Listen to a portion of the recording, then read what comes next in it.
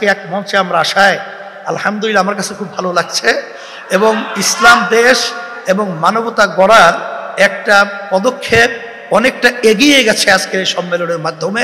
আমি আমার দলের পক্ষ থেকে আজকের এই আয়োজনের প্রতি পূর্ণ সংহতি প্রকাশ করার জন্য এখানে এসেছি। ইনশাআল্লাহ আমরা হাতে হাত ধরে দিন এবং সমাজের সকল কল্যাণকর কাজ একসাথে করব ইনশাআল্লাহ, এবং আমরা বার্তা দেব যে আমাদেরকে ভাগ ভাগ টুকরা টুকরা করে তোমরা আমাদের মাথায় আর কাঁঠাল ভেঙে খেতে পারবে না। আল্লাহ তাআলা আমাদেরকে তৌফিক দান করুন। আমাকে এখানে দাওয়াত দিয়ে দুটি কথা বলার সুযোগ তৈরি করে দেওয়ার জন্যে আমি আবারও আয়োজক সংস্থার প্রতি আমার গভীর কৃতজ্ঞতা জ্ঞাপন করছি, এবং রাব্বুল আলামিনের দরবারে তৌফিক চাচ্ছি সকল ষড়যন্ত্রের বিরুদ্ধে আমরা বুক টান করে, বুককে শক্ত করে, মহান রবের উপর ভরসা করে আমরা যেন সব ষড়যন্ত্র মোকাবেলা করতে পারি। আল্লাহ যেন তৌফিক দান করেন। ইনশাআল্লাহ আগামীর বাংলাদেশ হবে ইনসাফের বাংলাদেশ, যার উত্থান ঠেকানোর জন্য আজকে এই সুরসুরে দেওয়া হচ্ছে সেই কোরআনের বাংলাদেশ। স্বাধীন বাংলাদেশে 54 বছরে মানুষ যা আশা করেছিল পেয়েছে তার উল্টাটা। এই সমাজকে বিভিন্নভাবে কুড়ে কুড়ে ধ্বংস করা হয়েছে। এখন এদেশের দিনদার ইমানদার যে শক্তিটা জেগে উঠেছে তাকে নিয়ে মানুষ নতুনভাবে স্বপ্ন দেখা শুরু করেছে। এই জায়গায় ইসলামী শক্তির মুখোমুখি আরেকটা শক্তিকে দাঁড় করিয়ে দেওয়া হচ্ছে জনগণের দৃষ্টিকে ভিন্ন দিকে প্রবাহিত করার জন্য, নিয়ে যাওয়ার জন্য। অতীতের সকল চক্রান্ত এদেশের মুসলমানরা ঐক্যবদ্ধভাবে প্রতিহত করেছেন।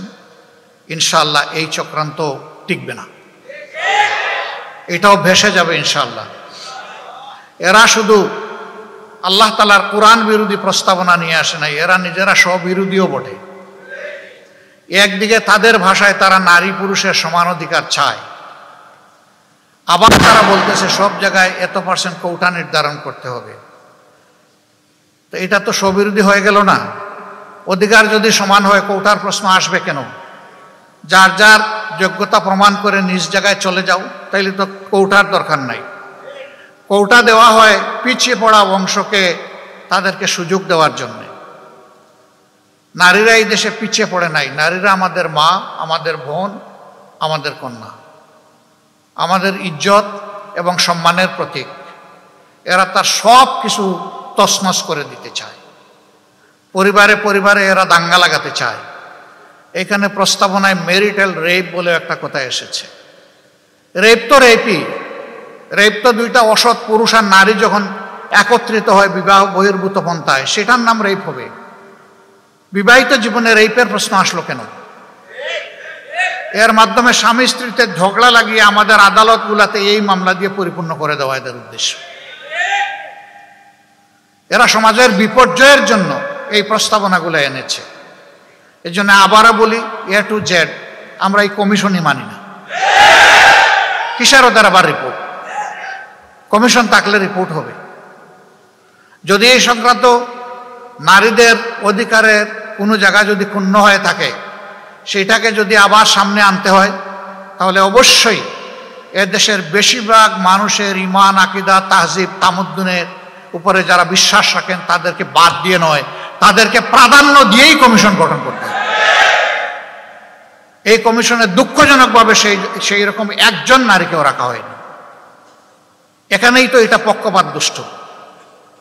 আমরা এটা মানব না, আমাদের সাফ কথা, এটা মানব না আমরা। এর জন্য কোনো আন্দোলনে আমরা যেতে চাই না, কিন্তু যদি আমাদেরকে বাধ্য করা হয় অবশ্যই আমরা আন্দোলন করব। সম্মানিত ভাইয়েরা, যেহেতু নামাজের সময় হয়ে গেছে, আরও গুরুত্বপূর্ণ ব্যক্তিরা রয়েছেন, তারা কথা বলবেন। এই জন্যে আমি আমার দলের পক্ষ থেকে আজকের এই আয়োজনের প্রতি পূর্ণ সংহতি প্রকাশ করার জন্য এখানে এসেছি। ইনশাআল্লাহ আমরা হাতে হাত ধরে দিন এবং সমাজের সকল কল্যাণকর কাজ একসাথে করব ইনশাআল্লাহ, এবং আমরা বার্তা দেব যে আমাদেরকে ভাগ ভাগ টুকরা টুকরা করে তোমরা আমাদের মাথায় আর কাঁঠাল ভেঙে খেতে পারবে না। আল্লাহ তাআলা আমাদেরকে তৌফিক দান করুন।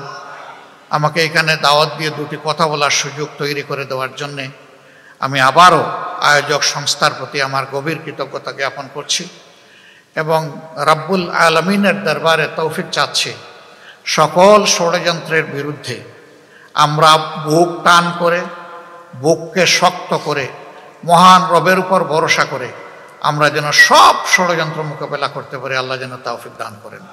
ইনশাআল্লাহ আগামীর বাংলাদেশ হবে ইনসাফের বাংলাদেশ, যার উত্থান ঠেকানোর জন্য আজকে এই সুরসুরে দেওয়া হচ্ছে সেই কোরআনের বাংলাদেশ। সবাইকে ধন্যবাদ। আসসালামু আলাইকুম ওয়া রাহমাতুল্লাহ। সম্মানিত হাজিরিন, সেমিনারের একদম শেষ পর্যায়ে এবং আজকে আমাদের সম্মানিত আমির আপনাদের সামনে বক্তব্য রাখবেন। এর আগে আমি আপনাদেরকে ছোট্ট একটু নিবেদন করতে চাই। ইসলামের প্রশ্নে, দেশের প্রশ্নে, মানবতার প্রশ্নে আমরা এক এবং অভিন্ন। অতএব পরিচ্ছন্নভাবে বলি, ইসলাম, দেশ এবং মানবতা বিরোধী কোনো কাজ হবে আর আমরা বসে থাকবো, এটা হতে পারে না।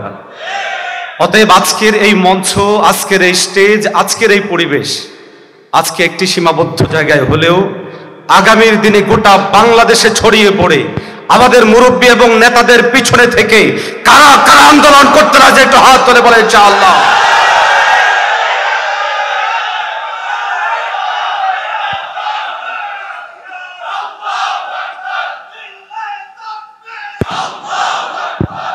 আল্লাহ আমাদের সবাইকে কবুল করেন, বলি আমিন। আমাদের দেশকে আল্লাহ সব ধরনের চক্রান্ত ষড়যন্ত্র থেকে হেফাজত করেন, বলি আমিন। সম্মানিত হাজিরিন, এই পর্যায়ে আমাদের সামনে গুরুত্বপূর্ণ আলোচনা রাখবেন ইসলামী আন্দোলন বাংলাদেশের সম্মানিত আমির মুফতি সৈয়দ রেজাউল করিম পীর সাহেব চরমোনাই। এই